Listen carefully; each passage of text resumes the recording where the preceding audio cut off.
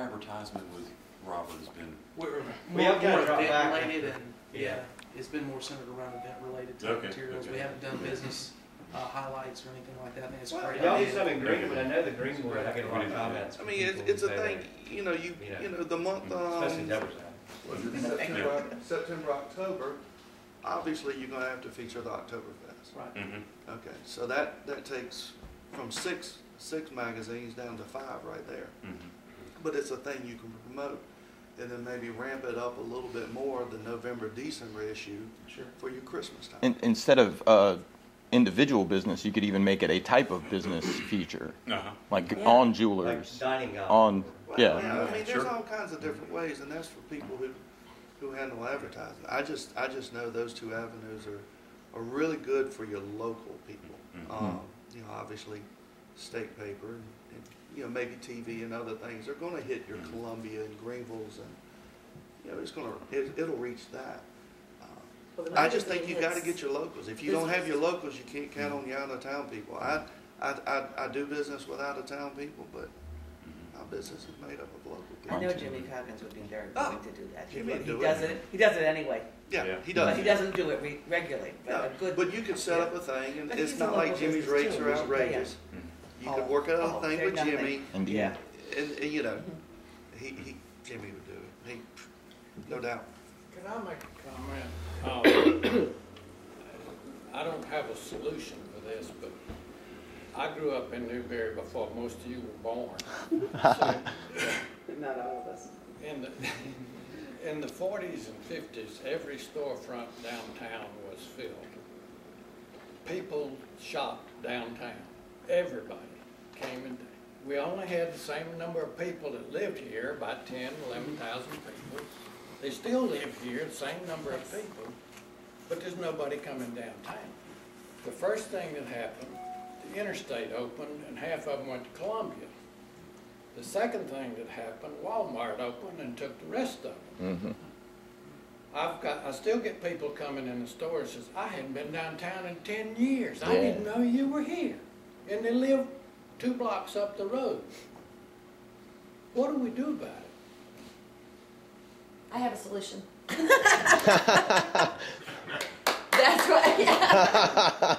That's why we were talking about the events. And the events do not have to be huge Oktoberfest booths, but they need to be consistent so that the people get used to coming downtown. You want to have always something going on, so that's the first place they're going to go.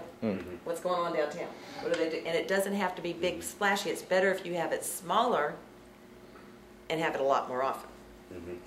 They don't come downtown now because you come down for Oktoberfest, you come down for the tree light. We can't get them down in between. And attendance at all those other ones is not only attendance, but participation is waning.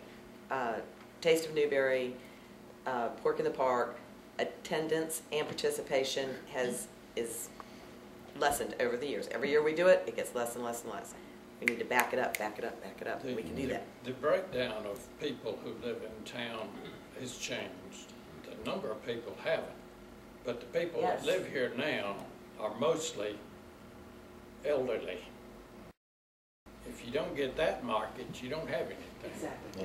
They've got more primary target. They've got more money to spend than the families do, because the families all have payments to make. And babysitters to get. And babysitters to pay. They've got fixed costs up to here. That's the other part about the events, is that the events, I think, are, what we have is awesome, but it's not enough. And we tend to think too broad. We want to get everybody down for every single event, and I'm not sure that's the right way to go. Sometimes, like for Oktoberfest, of course, you just want the whole world to come. But I'm not sure we shouldn't do events more often, regularly scheduled, to target certain groups. Events for kids, events for people who are, 30 to 50, events for the older people. I don't understand why they're not doing checker tournaments, croquet tournaments. Something for, that's something that might attract the older crowd. And it doesn't matter what the events are, it just matters that we have them. Yeah, I was just thinking, like, with the attractions, if you do have things that are already set up so people can come to them all the time, like the arcade or playground downtown or pool downtown, then whenever you do an event, they already have a whole lot of stuff to do. So we make it a theme park, you know, so everybody has something to do no matter what the event is. And our farmer's market could be 10 months out of the year. That thing is Yeah. so popular. What an awesome idea. So I mean, popular. we live in South Carolina. Where was it? It's on the square, and It was good. it took off immediately and it's done The phenomenal. farmer's market is thinking about extending their hours, because we have a very strong person running it right now, and she is pushing Yes. to have another couple of months, which would be fabulous, in both locations. And I think the other answer to that question is probably really focusing, the merchants focusing on their niche products. And what do they have that is very unique that you can't get anywhere else? And that's something I think that has been missing is really marketing those niche products that you can only get downtown. And that's where y'all come into play and helping us get the word out. I think that's the other key to that ingredient, because the only way to get them down here is that they have to come down here to get what you have. I would agree with that.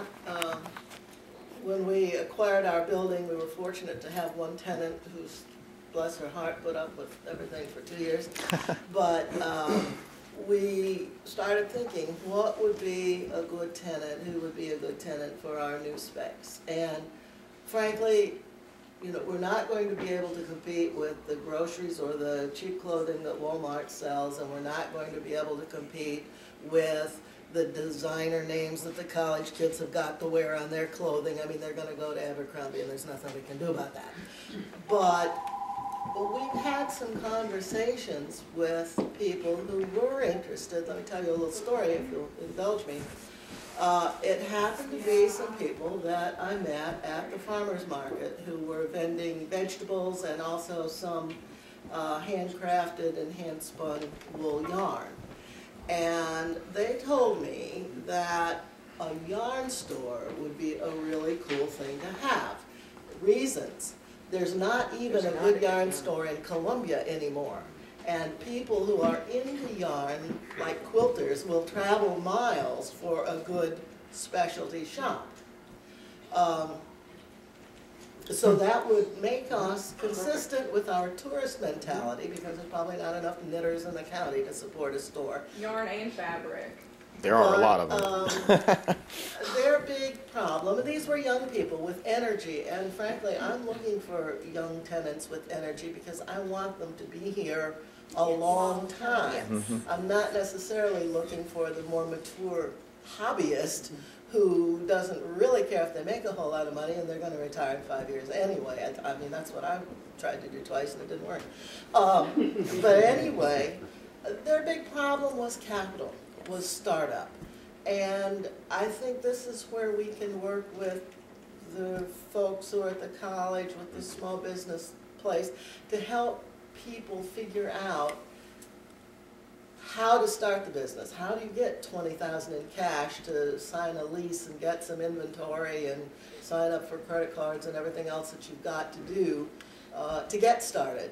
And if we can, we personally felt like we could use our space, which is small, as a kind of incubator. People who had ideas, who wanted to start a shop, come in, start small, relatively low lease. A year or two, things are going great guns. They move across the street or up the block and get twice as much space, and somebody new comes in.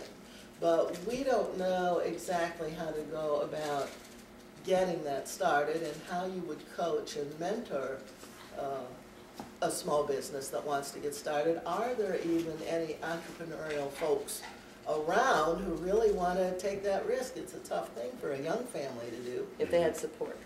What you said is just a model of what we should be doing. Wonderful. What happened to that small business thing at the college? It's still there. Still there. Yeah. Nancy Still Williams there, is in but- charge. There's two things that I get all the time at the chamber, people coming in from out of town. Where can we eat breakfast downtown? And I don't mean, they don't want coffee and muffins, they want breakfast. Right, yeah. And that happens more than weekly. It's constant. Where is there a good place to eat breakfast in town? The other thing is, they're looking for something like a little drugstore to buy like aspirin. There's nothing anywhere downtown that you've got to get in your car and you've got to go out to CVS or Walmart. Yeah. Well, there's Longs, right? And you're sick. Yes. You There's- get sick Yes. during the And night. I you hear want that a place- lot, you know. Yeah. You can't even get aspirin. Yeah,